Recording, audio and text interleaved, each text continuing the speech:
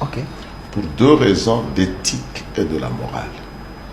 Kalouba, juge et président de la Cour constitutionnelle, professeur de droit, avocat, praticien, devenu juge par son mandat, était lui-même avocat de Matata.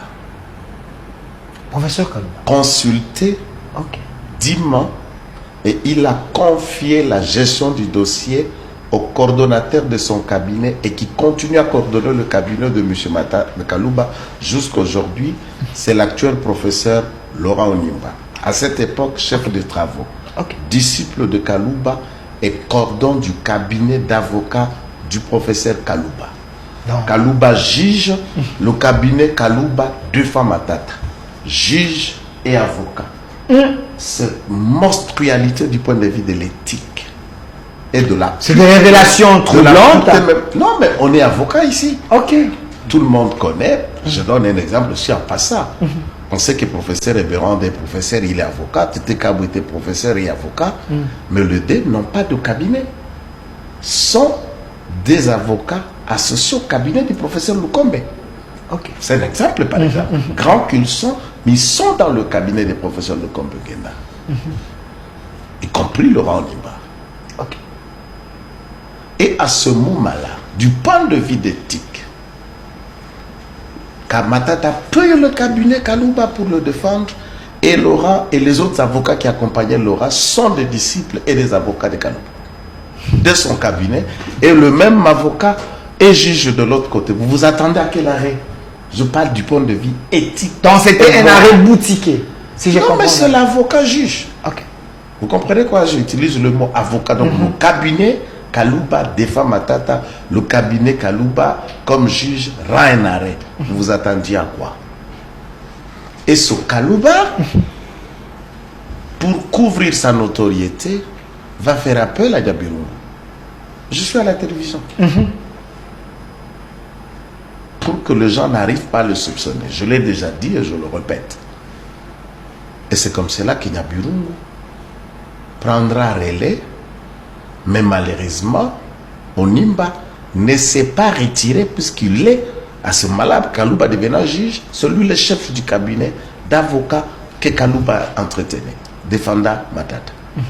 Là, l'opinion doit le retenir. D'ailleurs, ça valait énormément de sanctions, même devant le Conseil de l'ordre. Du point de vue éthique, c'est indigeste aux étudiants qui nous suivent qu'on peut dire quoi aux étudiants en étant avocat et même temps juge.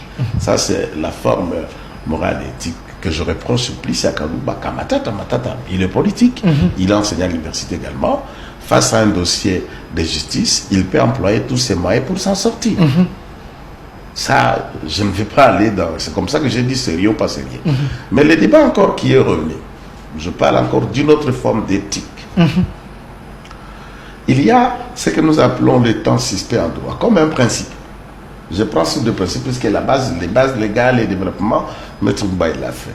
Sur base d'éthique, c'est Kamere qui rappelle, qui dit à la Cour, n'est-ce pas, que les immunités de Matata doivent être respectées, et autres et tout. Lorsqu'un dossier commence à la Cour, peu importe, Cour tout comme Cour normale, Conseil d'État, Cour de cassation, Cour constitutionnelle, tripé, tricom. Donc quand les juges sont saisis, une affaire qui débute. Lorsque les audiences se sont levées, on ne clôt pas les débats, ces audiences sont suspendues. Peu importe les années, la durée que ces audiences vont être tenues, ces audiences sont suspendues et la personne est considéré comme répondant devant les instances judiciaires. Le temps qui passera de l'instruction jusqu'aux conclusions finales, ça veut dire qu'il y a un arrêt, il y a un jugement, tout ce qui va être fait dans la période où la personne est en instance, ça s'appelle l'état suspect. Matata répondait déjà devant la Cour. La question de l'immunité. J'attends le débat sur la zaïrianisation disant que l'immunité était levée pour la zaïrianisation. Il faut lire très bien la loi. Puisqu'on met là d'ici. Non, on va le dire tout en la respectant. La loi l'immunité n'est pas liée à l'affaire que la personne doit répondre, mais à la qualité de la personne qui répond devant l'instance. C'est celui qui est immunisé soit en mandat, soit par rapport aux responsabilités qu'il a devant les instants, devant la gestion de la chose publique, qui lui donne une certaine privilège de poursuite. Et le privilège de poursuite n'est pas non plus en droit l'impunité ou faire de la personne qui n'est pas un juge naturel ou un jugeable, s'il faut le dire. Parce que les professeurs Nyabirongo dit, lisez la Constitution de A à Z, vous ne verrez nulle part où on parle de l'ancien Premier ministre. C'est pour ça que je lui oppose cette disposition-là qui dit que la Cour constitutionnelle peut juger un ancien Premier ministre dans ce cas-là. Ok. Maintenant, Chiquet. oh, c'est déjà, Chiquet net. il a fait 15 minutes. Vous avez fait déjà 12. Continuez. Laissez finir mon raisonnement. Si vous voulez prendre des minutes, moi je n'ai pas besoin de minutes. Continuez. À l'article maintenant, nous en venons au cas actuel de Bokangolonzo. Il vous a lu l'article 163. Mais il ne vous a pas lu l'article 164. 164. Qui dit l'article L'article 163 dit la Cour constitutionnelle est juge du Premier ministre. Je salue déjà la présence de Maître Joël Kitingue. Il est déjà ici avec nous. Calmez-vous. Professeur Nyabirongo dit non, mais quand on a dit l'article 163 dit du Premier ministre, donc ce n'est pas l'ancien Premier ministre. En omettant d'aller lire 164. Voilà. 164 à la fin, parce que vous allez lire, prendre mon temps et dire non, maître, c'est fini vos minutes. Alors quand lui il parlait, vous n'avez rien lu. Voilà. L'article 164. Vers la fin. Vers la fin. La Cour constitutionnelle est compétente pour les infractions commises dans l'exercice ou à l'occasion de fonctions. Je suis en train de voir ici. La Cour constitutionnelle, dernier paragraphe. Je ne vois pas. Mais on dit l'article 164, la Cour constitutionnelle. La Cour constitutionnelle et les juges pénals du président de la République tout ça, et du Premier ministre pour des infractions politiques, des hautes trahisons d'outrage ou d'atteinte à l'honneur ou à la probité, ainsi que pour les délits d'initié et pour les autres infractions des droits commises dans l'exercice ou à l'occasion de l'exercice. Là-bas, c'est là. Ou à l'occasion de l'exercice de leurs fonctions. Elle est également... Non, monsieur, vous voulez parler vous-même, bien vous me donnez le temps de parler. Je vous donne le temps. Après, vous avez dit, j'ai parlé. Parlez, maître. Bon, c'est ça le problème. Nous parlons pour nos compatriotes. Quand monsieur Matata pleurniche, c'est tout à fait normal. Tout prévenu va chercher à faire de stratégie pour s'échapper. Ok.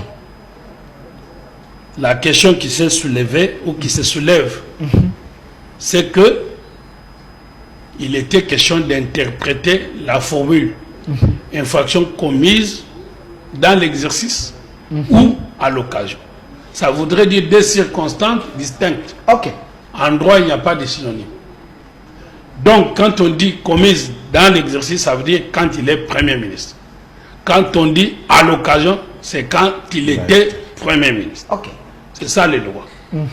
Il se retrouve que le professeur Kalouba, alors président de la Cour constitutionnelle, dans sa composition, a mal interprété. Mal. Je dis bien mal, je pèse les mots. C'est un grand professeur. Monsieur, Kalouba, c'est un professeur, j'ai beaucoup d'estime pour lui et je le connais personnellement. Mais en science, on est plus ami de la vérité que de son ami. Ok. Donc, ce que je dis là n'enlève en rien ses compétences. L'erreur est humaine, il a commis une erreur d'interprétation. C'est comme ça qu'il s'est déclaré incompétent sous l'arrêt 001 du 15 novembre 2021.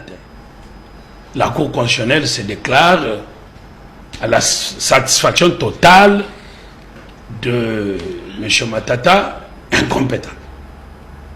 Or, quand une Cour constitutionnelle ou un juge se déclare incompétent, il faut mieux trouver qui est compétent. Parce que si on ne trouve pas qui est compétent, on tombe dans ce qu'on appelle déni de justice. Très bien. Et sous d'autres cieux, comme en France, vous me présentez comme avocat en France, ils avaient aussi des lois comme les nôtres. Mais finalement, ça a évolué. Le législateur a estimé que la justice n'était pas faite pour les rusés, comme les Provenu Matata, avec beaucoup de Français, tout ça, beaucoup d'intellectuels. Non, la justice n'est pas faite pour les rusés.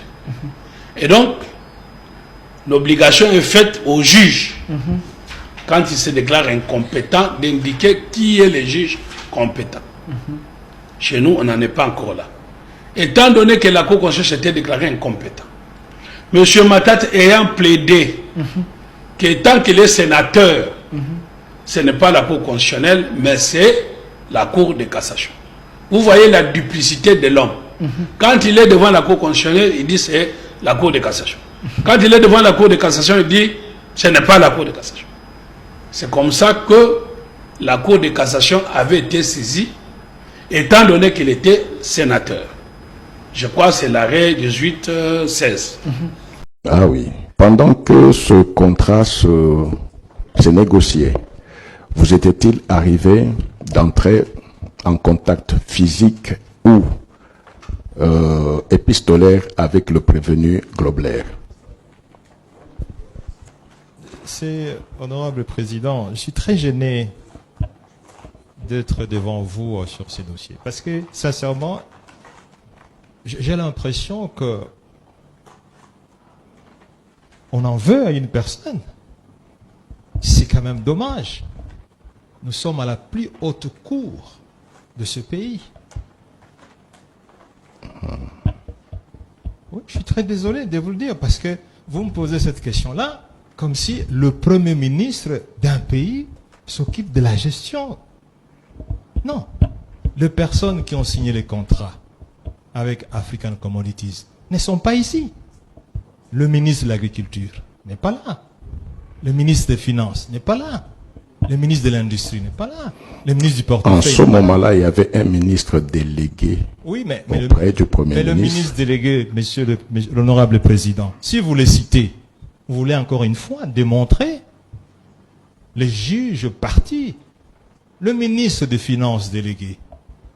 Mais il était dans ce dossier, accusé. Aujourd'hui, parce qu'il est membre de l'Union sacrée, il n'est plus là. Pourquoi est-ce que vous le citez? Voilà des personnes qui pouvaient répondre à ce type de questions. Le Premier ministre, honorable président. Écoutez, on vous a dit ici que l'instruction commence. Honorable président. C'est par l'instruction. Non, écoutez, quand la Cour parle, vous écoutez quand même. Voilà. C'est par l'instruction. Nous sommes saisis par une réquisition, une requête aux fins de fixation du ministère public. Mais c'est l'instruction qui va permettre à la Cour de connaître comment les articulations étaient faites. Mais quand vous ne voulez pas que nous puissions avancer dans l'instruction, la Cour au pénal, elle est libre. Voilà. Il y a eu 3 prévenus qui ont été présentés, mais c'est dans l'instruction de la cause que la Cour cherchera à avoir sa propre lumière. C'est dans l'instruction, pas dans la requête aux fins de fixation. C'est connu. Et c'est pourquoi nous avions voulu avancer, commencer l'instruction. C'est l'instruction qui va nous faire voir, parce que tous ceux qui ont été entendus, à tous les niveaux de procédure, commençant par l'instruction préjudicielle, tous les PV sont là. Donc la Cour est libre d'appeler quiconque a contribué tant soit peu à cela. Honorable président. Non, en fait, la Cour ne vous a plus donné la parole. La Cour a repris la parole. Vous allez parler si la Cour vous donne la parole. Apparemment, en fait, non. Écoutez. On a chanté que le peuple veut. Mais apparemment, nous nous rendons compte que il y a une ligne qu'on avait déjà posée pour que la Cour ne traverse pas. Je ne sais pas en quoi est-ce que ça peut gêner de commencer une instruction judiciaire. En quoi?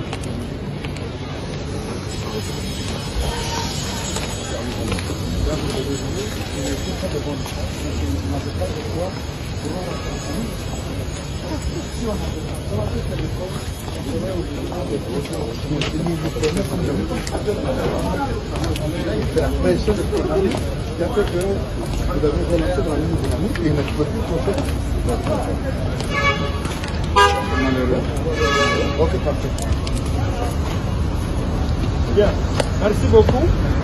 Merci pour votre soutien. À la fois moral et logistique. Bon, là vous allez les animer parce que moi, c'est là. C'est rassuré que c'est